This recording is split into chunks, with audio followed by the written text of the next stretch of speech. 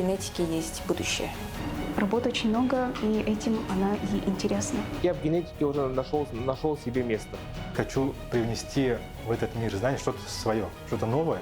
Медицина в целом без генетики – это не медицина. Мы практически работаем на следующее поколение.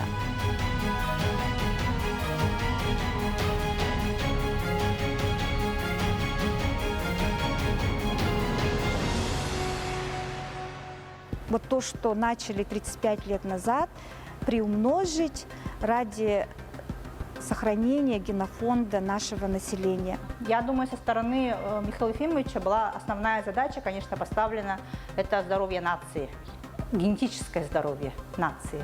То есть оздоровить население, которое проживает на территории республики. Сказали, что должны работать над больными, которые у нас довольно много накопились, и исправлять как-то это положение. Для этого нужны генетики.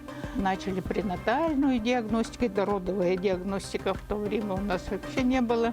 Банк ДНК закладывать начали, регистр больных, регистр семей по республике с болезнями наследственными.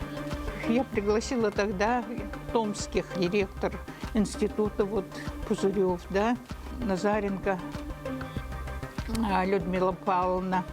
Очень такие знающие люди. У них был институт уже.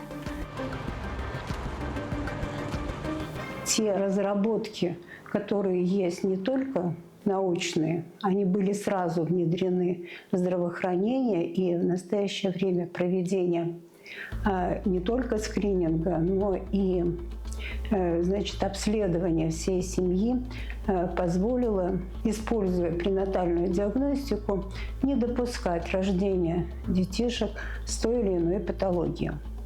Это, я считаю, что огромное достижение за тот период, который в настоящее время отмечается. Медико-генетическая служба в республике Саха-Якутия одна из лучших в стране.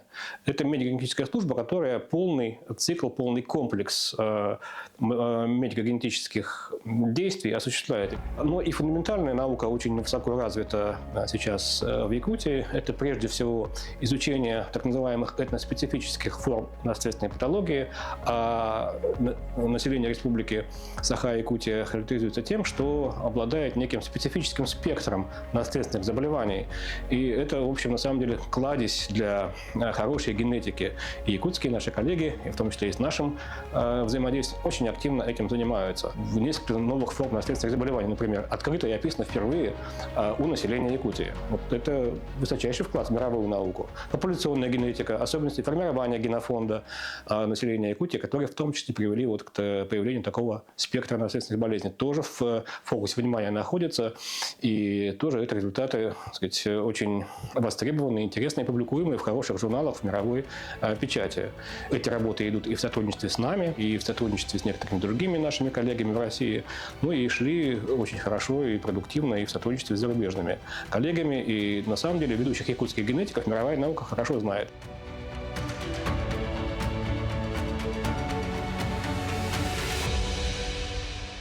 Генетическое здоровье народов, проживающих на территории Якутии, оно очень интересное со стороны генетики. Сейчас мы можем уже смело говорить, что якуты, которые проживают на территории Якутии, они являются генетическим изолятом. И вследствие этого возникают, конечно, какие-то определенные наследственные заболевания, которые характерны именно для якутского народа. Благодаря исследованиям мы знаем, какие это заболевания.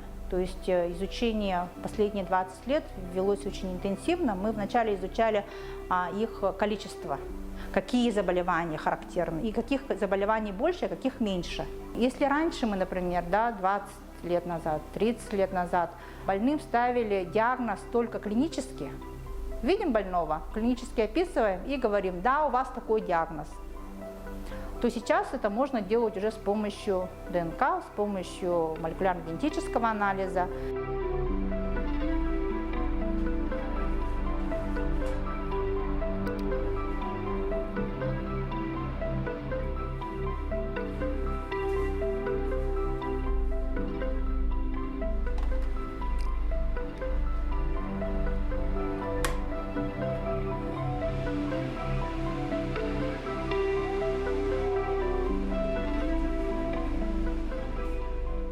ставили задачу вот, развития молекулярной генетики. То есть у нас уже с самого изначально было уже заложено такие лаборатории, лаборатория молекулярных исследований. Мы дальше стали медико-генетическим центром. У нас задачи еще расширились тем, что не только врожденные наследственные заболевания начали, а также генетику начали делать трансплантологии, начало развиваться исследования даже вот онкогематологии. То есть необходимость возникла использовать развитую генетику и по другим направлениям. Так как шло практическое консультирование, а также шли еще исследования, то есть научные исследования, мы по уровню медицинской генетики стали очень хорошо развиваться. То есть практически на Дальнем Востоке нет на сегодняшний день такого уровня генетики медицинской, как вот в нашей республике. Лаборатория массового скрининга, она является единственной в Республике Саха-Якутия, которая проводит именно массовый скрининг определенного контингента группы населения. Это массовый скрининг новорожденных и массовый скрининг беременных на биохимический скрининг на хромосомные аномалии плода.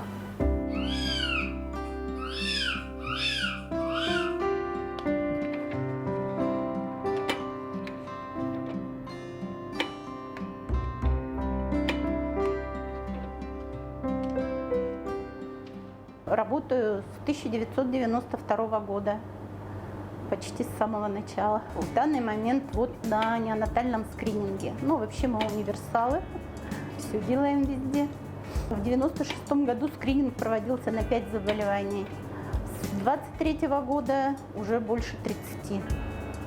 В прошлом году мы закупили новое оборудование, вот это называется тандемный масс-спектрометр, жидкостной хроматограф. Это вот для диагностики как раз наследственных болезней обмена. И закупили газовый хроматограф масс-спектрометрическим детектором. Мы его используем для подтверждающей диагностики. Вот эта установка у нас первая в республике. Больше пока ни у кого такого еще нету. Но вот из наших достижений, вот самых недавних, это вот освоение как раз методов тандемной масс-спектрометрии и газовой хроматографии. Это вот для нас совершенно новые методы. И они открывают для нас новые возможности для диагностики вот таких вот сложных болезней. А значение этой диагностики в том, что поскольку у нас наука очень быстро развивается, у нас эти заболевания, они становятся излечиваемыми. Мы смотрим пренатальную диагностику, кариотипы плода, смотрим хромосомы еще не родившегося ребенка, определяем, является ли там нормальный набор хромосом, не имеется ли различных патологий. Внимание, уважаемые родители, мальчик Айсен ждет маму в центральной бабке. Проводим диагностику 50 моногенных заболеваний разными методами. Например, методом полимеразной цепной реакции, методом секвенирования, методом ПЦР в реальном времени, а также биочипами.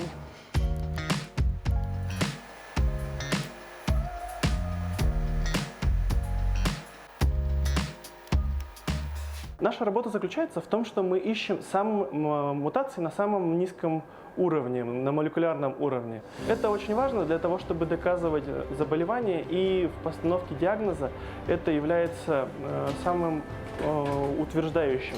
То есть, если есть мутация, которую мы обнаружили, то врач, клинический генетик, может быть на 100% уверен в постановке своего диагноза. С уточненным диагнозом сейчас многие пациенты получают терапию. Это очень радостно и для малышей, для детишек, и для родителей. Наша консультация, она выполняет очень большую работу.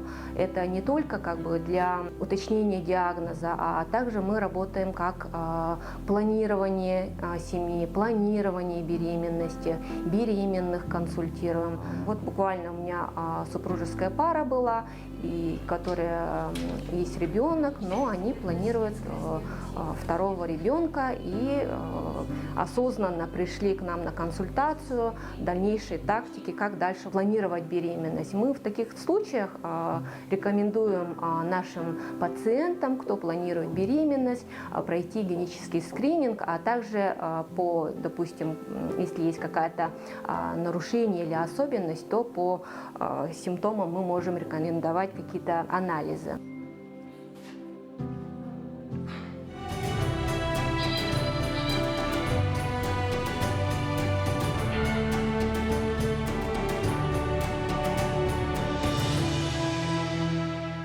Мы ценим каждого сотрудника. У нас сейчас работает практически около 50 человек именно в нашем медико-клиническом центре, которые заняты именно в практическом здравоохранении. У нас вот молодые врачи в основном занимаются все еще исследовательской работой, да, то есть у них знания получаются еще углубленные, то есть они знают практически все о тех заболеваниях, с которыми приходится им сталкиваться в практической деятельности. Так у нас есть очные аспиранты, у нас есть соискатели, и мы им очень гордимся, потому что они владеют не только как клиницисты-врачи, да, но они еще владеют лабораторными методами. И также вот в последнее время у нас врачи практически сами умеют проводить секвенирование, да, то есть умеют интерпретировать результаты сложнейших вот таких исследований. Они в практике уже используют исследования, полученные в результате секвенирования всего генома. При поддержке первого президента нашей республики Михаила Ефимовича Николаева был открыт отдел молекулярной генетики. То, что именно был открыт отдел молекулярной генетики при Якутском научном центре, это говорит о том, что была очень хорошая, большая поддержка со стороны правительства, со стороны государства именно генетики, именно медицинской науки. А в 2013 году лаборатория открыта при поддержке Михайловой Евгении Исаевны. Она была в то время ректором, когда университет стал федеральным, и она предложила открыть лабораторию именно медицинской генетики в университете. В настоящее время заслуги вот такого альянса между здравоохранением и наукой – это определение тех возможностей скрининга на те или иные заболевания. И 3 новых заболевания, которые определены как особенные заболевания, и они добавлены в регистр Макьосика. На момент открытия первого заболевания, 3М-синдрома, это заболевание оно было известно, но оно было известно только клинически. Это заболевание больные с низким ростом, экстремально низким ростом, в взрослом состоянии у них 120-130 сантиметров всего. Это основная именно патология для этих больных. В принципе, телосложение пропорциональное, ну и характерное такое треугольное лицо, там пяточки вытянутые, но в принципе интеллектуально они нормальные, да, работают могут там, и нарушений со стороны других органов, таких прямо тяжелых, нету. Для жизни это как бы не жизнеугрожающее заболевание и просто вот очень низкий рост. Мы выявили у 33 больных одинаковую мутацию, и в этом же международном каталоге Макьосика они дали альтернативное название, то есть 3М-синдром или якутский синдром низкорослости. И эти диагнозы ставят другим больным с такими же заболеваниями в мире. Вторая у нас была группа, где больные еще плюс с атрофией зрительных нервов. То есть там еще есть патология зрения, есть патология в крови, в которой отражается больше иммунодефицита. Да? Ну вот эти 3 основных симптома, и вот эти 3 основных симптома как раз легли в основу названия. То есть мы назвали нанизм с субатрофией зрительных нервов и с пельгеровской аномалией лейкоцитов. Вот эта пельгеровская аномалия лейкоцитов, она проявляется как раз именно в крови. И у нас 3-е заболевание, это уже было в 2011-2012 году, да, мы это заболевание исследовали. А так началась история исследования этого заболевания еще начиная где-то с 2006 года, когда врачи-генетики в медико-генетическом центре увидели, что выделили группу этих больных и заметили, что каждый год почти рождаются такие дети. Дети рождались вроде бы вначале нормальными, ну как бы здоровые, потом начинали очень долго-долго болеть, поступали в инфекционные заболевания, в инфекционную больницу, в пульмонологическую больницу. Увеличивалась печень у них, очень характерные были черты лица, грубые такие черты лица, толстая кожа. Со стороны костей были проблемы тоже, да. Самое главное, там потом появлялась дыхательная недостаточность. 2 раза я ездила с детьми в Японию на исследование как раз именно в университет Осаки. Это вот первый этап у нас был, когда мы нашли молекулярно-генетическую причину этого заболевания. А следующий этап обычно в изучении заболеваний – это изучение патогенеза, то есть как именно, что там происходит, да, что там не хватает. Это уже более другого уровня. И у нас сотрудник ездил, выиграл тоже японский грант, ездил по программе специально постдипломной подготовки и тоже отучился. И третий этап – поиски лечения уже. У нас ездила вот Виктория Сафронова, и она вот защитила докторскую степень PhD.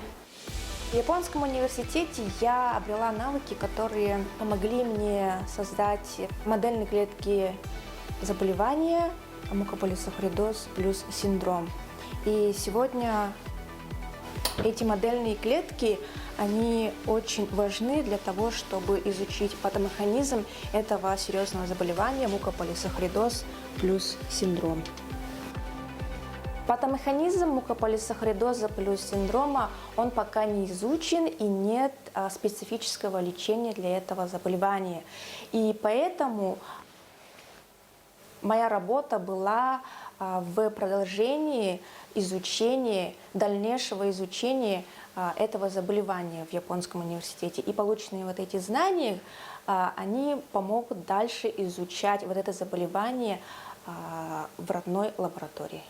Тема моей кандидатской диссертации – это изучение СОВ-синдрома. СОВ-синдром – это редкое наследственное заболевание, которое затрагивает скелетную систему и глаза человека. И данное заболевание вызывается заменой одного нуклеотида в ДНК человека. И как раз вот я создал набор, который будет находить данную замену в ДНК человека. Благодаря генетикам прошлого поколения был собран банк ДНК, где есть и больные, и носители, самое главное. То есть мы знаем, да, что всего есть 2 пары ДНК в человеке, одна от матери, другая от отца. Грубо говоря, мы берем ДНК, берем полимеразу, смесь полимеразы, добавляем специальные праймеры и зонды, которые вот как раз-таки разработкой чего я занимался. Затем мы их засовываем в вот такие маленькие пробирочки и затем кладем в амплификатор. Суть амплификатора заключается в том, что он просто повышает, понижает в несколько циклов. В моей ПЦР-системе 40 циклов. И затем за это время происходит очень много циклов, когда нужный участок, который мы хотим диагностировать, он получается в нескольких больших копиях. И эти копии мы уже можем увидеть здесь, на компьютере. Для чего был создан данный набор, это как раз для носителей, чтобы они знали, что они являются носителями. И когда они будут планировать семью в будущем, пара людей, они будут знать, что вот, допустим, они являются носителями данного заболевания, и что стоит более тщательно контролировать течение беременности, и была у них возможность прервать ее или контролировать, в общем, течение беременности. Вот как раз-таки вот они, те, что посередине, которые светятся по обеим аллелям, то есть и по роксу они светятся, и по хексу. Это означает, что там есть и здоровая аллель, и патогенная аллель, то есть они являются носителями.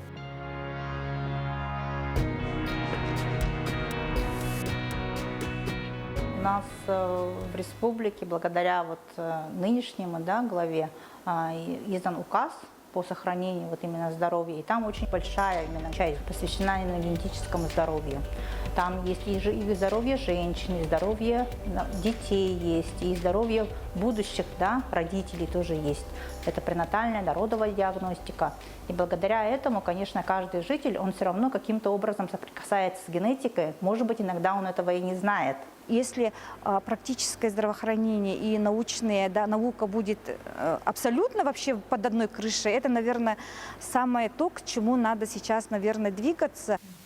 Специалисты, которые в настоящее время подготовлены благодаря усилиям, могут, в общем-то, выполнять очень много тех исследований, которые сейчас имеют мировой уровень. Есть все посылы к тому, чтобы юбиляр, в общем-то, был преобразован в генетический центр, особый центр.